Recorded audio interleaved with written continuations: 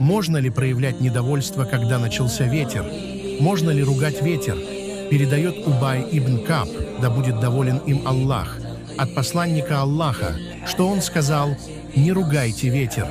Если увидите в нем что-либо нежелаемое, то скажите: Аллахумма инна нас'алука мин хайри хадихи р-рих, ва хайри ма фиха, ва хайри ма умират бих, ва на'удhu бика мин шарри хадихи р-рих, ва шарри ма фиха, ва шарри ма умират бих». О Аллах, поистине я прошу Тебя о благе его, благе того, что он в себе несет, и благе того, что с ним было послано, и прибегаю к Твоей защите от зла его, зла того, что он в себе несет, и зла того, что с ним было послано.